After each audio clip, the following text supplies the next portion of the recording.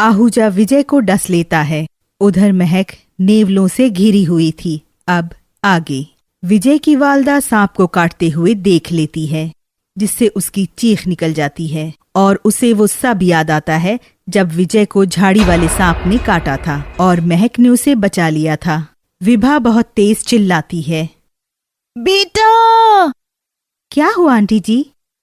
कोई बचाओ मेरे बेटे को, सांप ने काटा है उसे। कहाँ गया सांप? तब तक निरूपा के वालिद साहब भी वहां आ जाते हैं। क्या हुआ बेटा, क्यों चीख रही हो? अब्बा, विजय को सांप ने काट लिया है। निरूपा के वालिद विजय को जड़ी बूटी लगाते हैं, जिससे उसका जहर धीरे धीरे कम हो जाता है। बेटा, मैंने विजय को दवाई दे दी है, इसे आराम की जरूरत है। जब इसे होश आ जाए तो मुझे एक बार इत्तला कर देना, मैं एक बार और इसकी तकरीब देख लूंगा।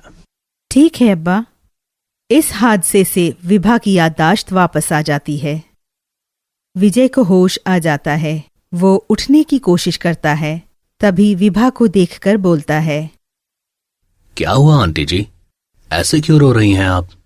मुझे आपको ऐसे रोता हुआ देखकर बहुत तकलीफ हो रही है। बेटा, तो मुझे आंटी क्यों बोल रहा है? आंटी जी, और क्या बोलूं मैं आपको? विभा विजय को देखकर रोते रोते बोलती है, तुझे क्या हो गया बेटा, तुझे क्या हो गया?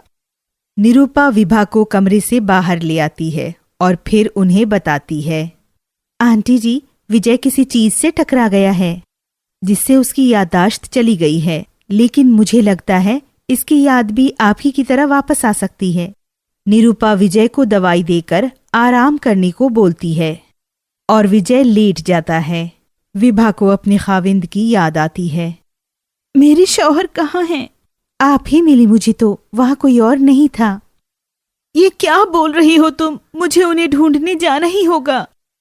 इन दोनों की बात विजय को सुनाई देती है और वो भी जबरदस्ती चलने की जिद करते हुए उनके साथ चल देता है। विभा फिर अपने खाविंद को खोजने के लिए विजय और निरूपा के साथ चल देती है। उधर महक उन नेवलों से खुद को बचाने के लिए नागराज से इल्तिजा करती है, हे नागराज, मेरी मदद कीजिए, मुझे इस मुसीबत से बाहर निकालिए। नागराज को नरगिश की इस इल्तिजा का पता चलता है, तो अपनी ताकत से नेवलों को गायब कर देते हैं। महक नागराज को बोलती है, शुक्रिया नागराज। महक, तुम्हारी मोहब्बत की ताकत के आगे सब कुछ झुकना ही पड़ेगा, और अगर आगे भी मेरी मदद की जरूरत हुई तो मैं हमेशा तुम्हारे लिए तैयार रहूंगा। मैं हमेशा आपकी शुक्रगुजार रहूंगी नागराज। फिर महक वहां से निकल जाती है और रास्ते में एक इंसानी शक्ल लेकर विभा, विजय और निरूपा से मिलती है। तुम लोग इधर कहाँ जा रहे हो? विभा रोते हुए बोलती है, कुछ दिन पहले यहाँ एक हादसा हुआ था, एक औरत और एक आदमी का। हम उन्हें तलाश कर रहे हैं। क्या तुम उनके बारे में कुछ जानते हो? औरत और मर्द का नहीं, सिर्फ मर्द का हुआ था, क्योंकि उसकी लाश ही मिली थी यहाँ से। कोई औरत तो नहीं थी उसके आसपास। नहीं, ये नहीं हो सकता। वो हमें छोड़कर ऐसे तो नहीं जा सकते। अब होनी को कौन टाल सकता है? जो होना है वो तो होकर ही रहता है।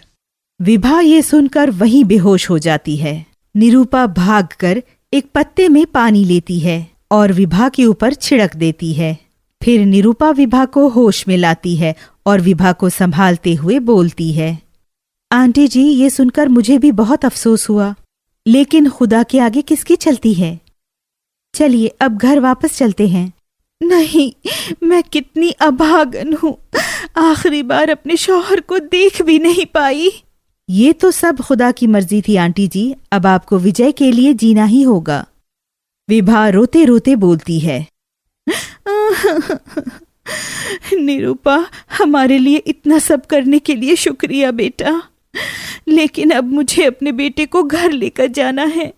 विभा विजय को लेकर घर की तरफ रवाना होती है। महक भी नागिन रूप बनाकर उनके पीछे पीछे रवाना हो जाती है। आहूजा अपनी ताकत को इस तरह कमजोर होते देखकर डर जाता है और बोलता है, कौन है मेरी ताकत को जो ललकार रहा है, मेरे मकसद में रुकावट बन रहा है? तभी आहूजा के पास किसी के रूहानी ताकत का एहसास आता है। आहूजा इंसानी शक्ल बनाकर आंखें बंद करके बैठ जाता है और आने वाले इशारे को सुनता है। आहूजा, मैं काल गुरु हूँ, मेरी बात गौर से सुनो। तुम उस नागिन को इतनी आसानी से नहीं हरा सकते, क्योंकि अब उसके साथ देव की ताकत भी है। जिसने तुम्हारी ताकतों को कम किया वो नागराज की ताकत है। अब तुम एक इंसानी शक्ल बना के नागिन के साथ ही रहो। मौका पाते ही उस लड़के को कत्ल कर देना। जो हुकुम उस्ताद जी।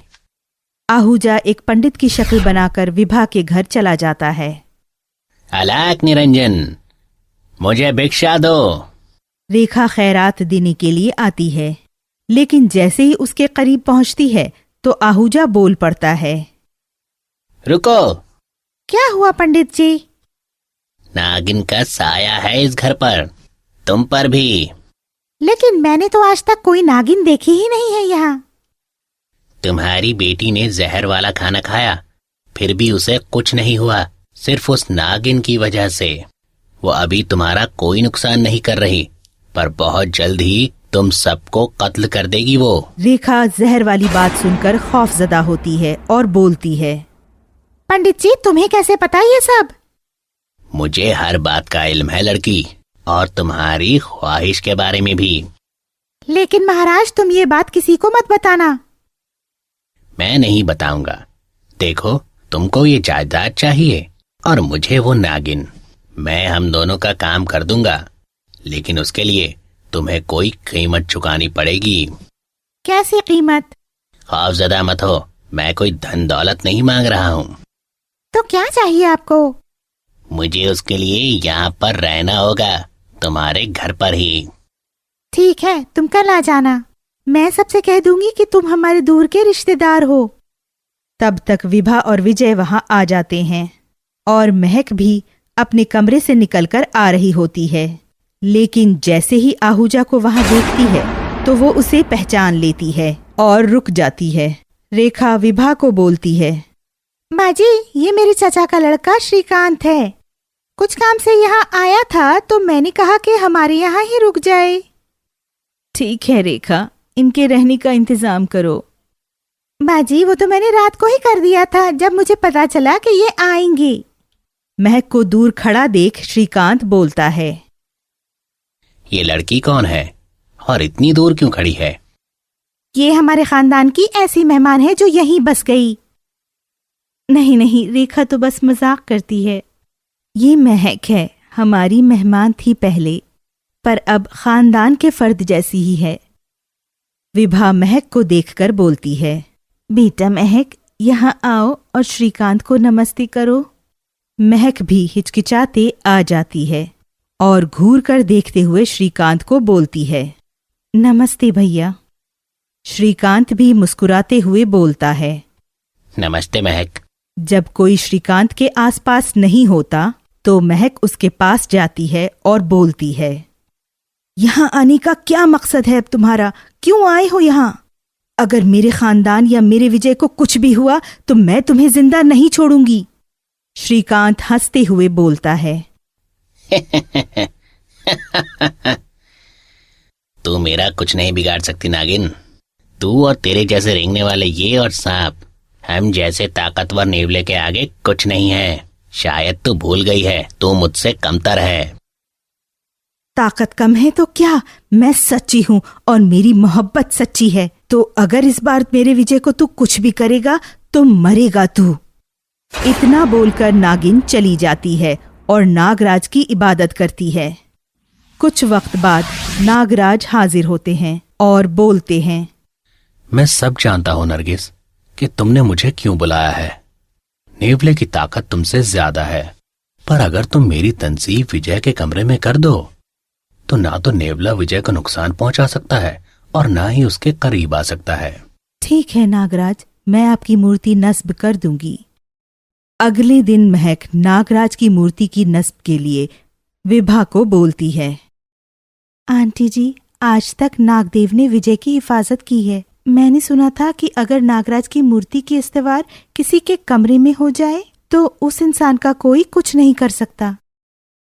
ठीक है बेटा, वैसे मैं ये सब नहीं मानती, लेकिन अपने बेटे की हिफाजत के लिए मैं कुछ भी करूंगी। उसी रात रेखा सो रही होती है। अचानक उसकी आंखें खुल जाती हैं, तो वो देखती है कि उसके कमरे की दीवार पर बहुत सारे सांप चल रहे होते हैं। कहानी जारी रहेगी।